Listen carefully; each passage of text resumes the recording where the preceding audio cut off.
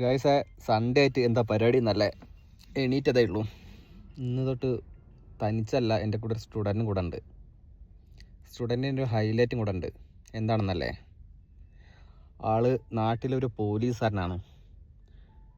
പഠിച്ച് നല്ലതുപോലെ കഷ്ടപ്പെട്ട് വാങ്ങിയ ആ പണി കളഞ്ഞിട്ട് ഇങ്ങോട്ട് ട്രക്ക് ഓടിക്കാൻ വേണ്ടി വന്നതാണ്.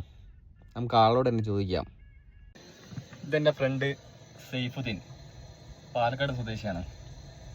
ബ്രോ, ഈ നല്ലൊരു പണി കളഞ്ഞിട്ട് ഇങ്ങോട്ട് യൂറോപ്പിലോട്ട് ഈ ട്രക്ക് ഡ്രൈവറായിട്ട് വരാനുള്ള മെയിൻ റീസൺ എന്തൊക്കെയാണ്?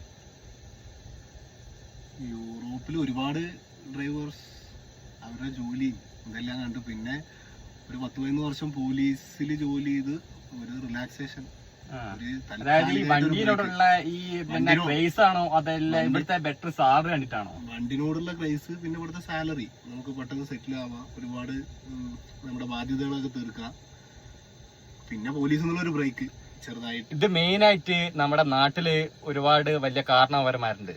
അതായത് എന്റെ മോളെ ഒരു മിനിമം ഒരു സർക്കാർ ജോലിയില്ലെങ്കിൽ ഞാൻ കെട്ടിച്ചേർത്തില്ല എന്ന് പറഞ്ഞുകൊണ്ട് നിൽക്കുന്ന ആൾക്ക് വേണ്ടിയിട്ടാണ്. അതായത് കാലൊക്കെ മാറി കാരണം പറയാം.